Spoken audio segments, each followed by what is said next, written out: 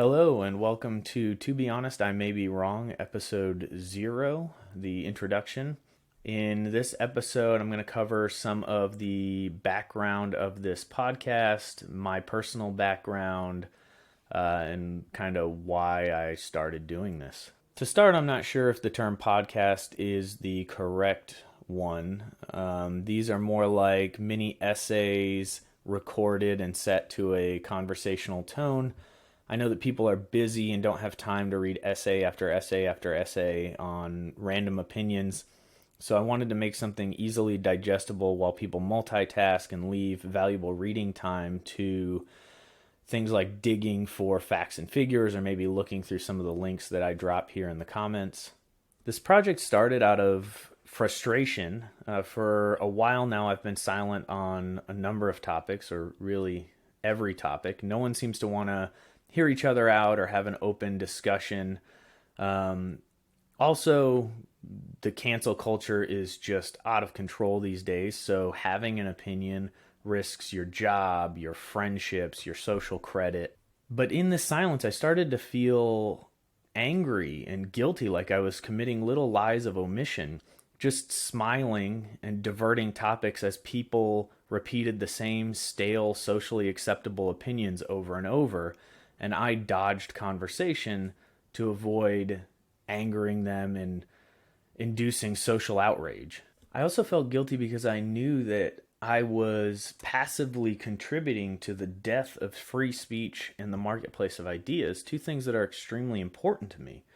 I believe that bad ideas should be defeated, not silenced, and we should be approaching our fellow citizens as neighbors, not enemies. My personal opinions have evolved over the course of my life thanks to the availability of books, essays, documentaries, and debate with fellow citizens. I truly believe that censorship of such things would have stunted my growth as a human being. I'll illustrate my point with a brief story. At one of my jobs, I worked with a transgender woman. She identifies as a woman now. And she asked for some basic assistance with some professional development. So I offered some help like I would to any employee. And a few days later, a gentleman pulled me aside and thanked me for offering her that help. He explained that she had become very important to him. When he had come to the company, he was extremely bigoted towards LGBTQ people. He thought they were evil and had a lot of hatred in his heart for them. But through working with this other employee, he had come to realize that these were humans and individuals like any other. And he broadened his perspective, changed his opinions, and had a lot of love in his heart for this community now. Imagine if someone had found out about this man's personal opinions through maybe a social media post or something like that, and got him fired early on in his time with the company. He never would have had the opportunity to go through this change, this evolution, and grow as a human being. It's important to recognize the difference between actions and ideas. Bad actions have clear, near-term bad outcomes and must be stopped in the near term to prevent harm.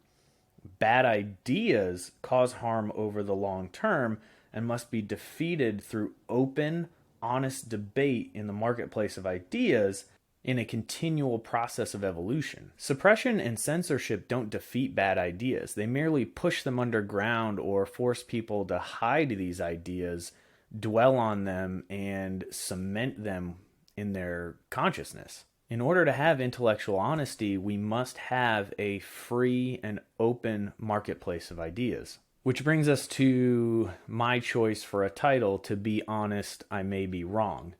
In order to be honest, in order to have intellectual honesty, we must allow each other to be wrong. So there's a little bit of a dual meaning here. I am putting out my opinions, and if I'm being honest with you, these opinions may be wrong.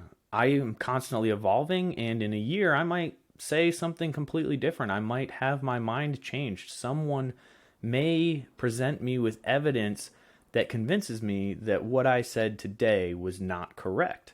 But also, in order for me to be honest with you, in order to have intellectual honesty, I must be allowed. I may be wrong.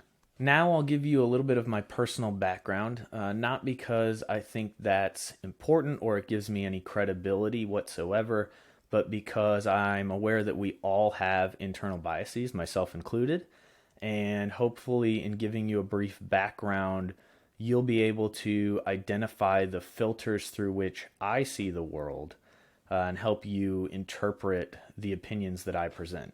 First of all, I'm not going to give my name. I'm going to choose to remain semi-anonymous, not out of fear, but because I don't think my identity really matters right now.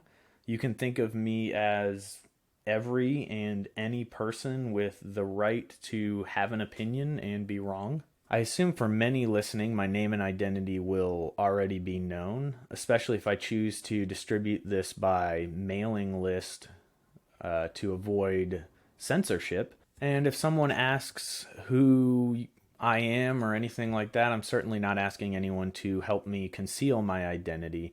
I just don't think that it's necessarily relevant at this time. So, a brief history of my life. I was an Army brat growing up, moved around quite a bit.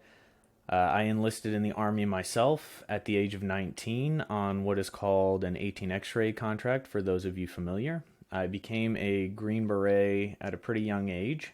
And I'm going to go ahead and pause here to address some things regarding that career path.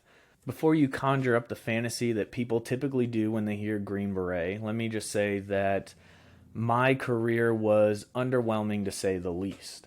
At least when compared to the fantasy most people have. I worked hard, I deployed to combat zones, I did everything I could to serve at the highest levels on the front lines, but fate never really put me in the positions that I thought I would be challenged with, or the ones that you're probably imagining when you hear the term Green Beret. My measure of success as a special operator is that my teammates seemed to respect me, want me around, and kept in touch after I left. And for those reasons, I think it's fair to characterize my time in the service as honorable but mediocre. After the military, I attended college, got a degree in mechanical engineering, and worked for a brief time as an engineer at a research and development lab, and eventually found myself in the world of business operations leadership. Hopefully this information helps you sift through my ideas and filter them through the lens of my experience. And please stay engaged. You can engage with me over social media on Instagram at TBH_ I may be wrong, or by the podcast email, to be honest, I may be wrong at gmail.com. And whether you're into those things or not, I encourage you to stay engaged with your fellow citizens. And I mean real engagement, not engaging with online trolls or arguments, but open, honest dialogue that keeps the marketplace of ideas alive. I was in a bar the other night and I saw on the wall a quote of Benjamin Franklin's that I really enjoy. It was the one that goes something like, "Beer is proof that God exists and wants us to be happy."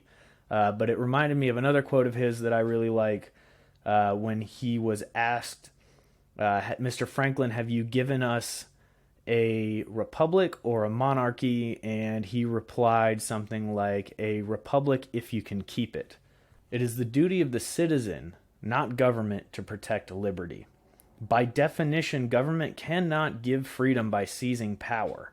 We, the people, must exercise and insist upon our rights. So be honest, allow yourself to be wrong sometimes, and be fearless in the exercise of your rights." Thanks for listening, and remember, in everything I've said here and everything I will say going forward, I may be wrong, but that ability to test ideas, learn, and grow is what makes this country great.